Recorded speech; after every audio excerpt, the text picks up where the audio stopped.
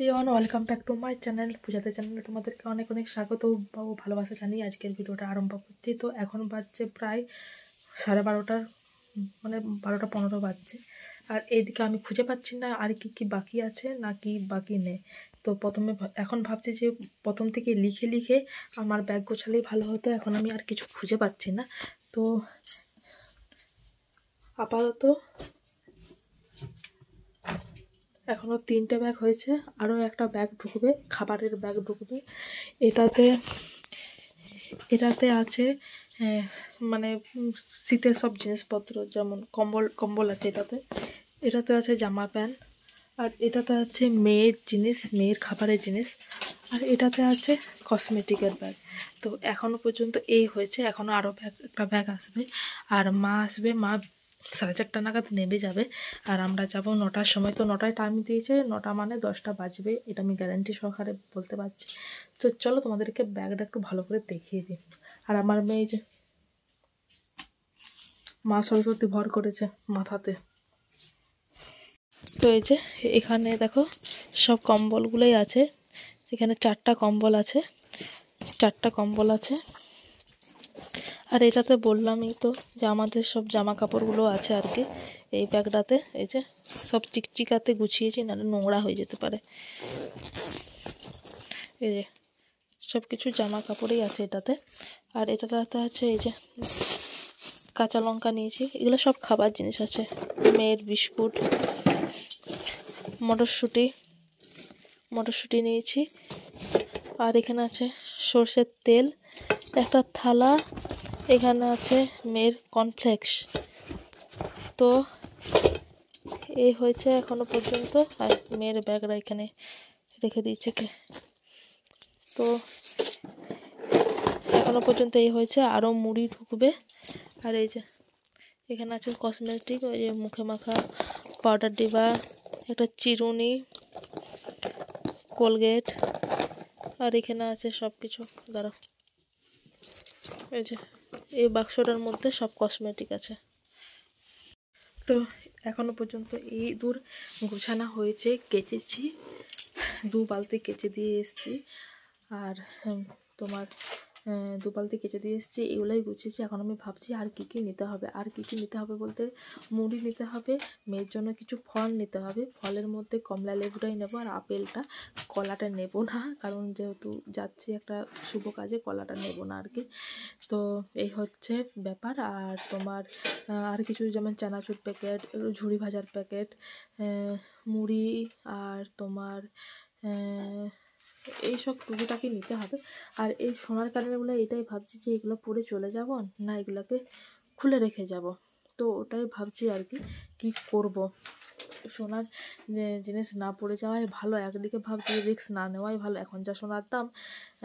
আর একবার ভাবছি কান থেকে কে খুলে নিয়ে যাবে। আর তো এই টেনশনে আছি আর কি। তো দেখা যাক কি হয় না হয়।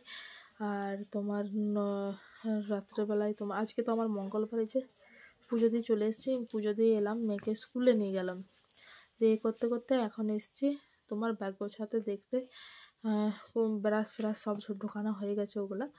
আর তোমার কি বলছিলাম, রাতের বেলায় তোমার পরোটা করবো, ছোলার ডাল করব। তো এই ভাবনা চিন্তা আছে, আজকে তাড়াতাড়ি ডিনারটা করতে হবে, কারণ 9টার সময় বলেছে, 10টা হবে সেটা জানি, কিন্তু তাও তো আগের থেকে তো আমাদেরকে রেডিটা থাকতে হবে। তো যাই হোক, চলো আরও পরে আসবো। তো ভিডিওটাও দেখতে থাকো পুরোটা, আশা করি ভিডিওটা তোমাদের আজকের ভিডিওটা খুব ভালো লাগবে। আর ভালো লাগলে অবশ্যই একটা লাইক, কমেন্ট, শেয়ার ও সাবস্ক্রাইব করে আমার পাশে থাকো। তো চলো সঙ্গে থাকো সারাদিন, কী করছি না করছি প্রতিটা আমি ক্যামেরা বন্দি করবো। তো চলো, টাটা। তো দেখো গাড়ি আসবো বলেছিল 9টা, আর এখন বাজে 8:45। আমি রেডি হয়ে গেছি সব কিছু। এই যে একটা পার্স নিয়েছি, এর মধ্যে আছে যেমন লিপস্টিক আছে, ফেস পাউডার, মানে টুকিটাকি যেগুলো সাজার জিনিস, তো সেগুলো আছে। আর আছে ছোট্ট একটা মেয়ের জল বোতল, কারণ মেয়ে 5 মিনিট ছাড়া জল খোঁজে, ওই জন্য সামনে হাতের গোড়াতেই জল রেখেছি, যাতে ব্যাগ ফ্যাগ না খুলতে হয় আর কি। আর আছে কিছু যেমন এই কিছু টুকিটাকি খাবার, যেমন একটু ঝাল চকলেট, হজমোলা, তো এই সকলেই আছে। তো 9টায় বাস আসবো বলেছিল, আর বাস এসছে 11টায়। তো এই যে এটাই করা হয়েছে বাস। তো আর আমাদের সিটটা প্রথম থেকেই, মানে প্রথমে 3 নাম্বার আমি আছি আর কি। তো তোমরা দেখতেছই আমি বসে গেছি, আর আমার বর ভিডিওটা করছে। তো যাই হোক, ইচ্ছে পূরণের প্রথম ধাপ আমরা এগোলাম আর কি।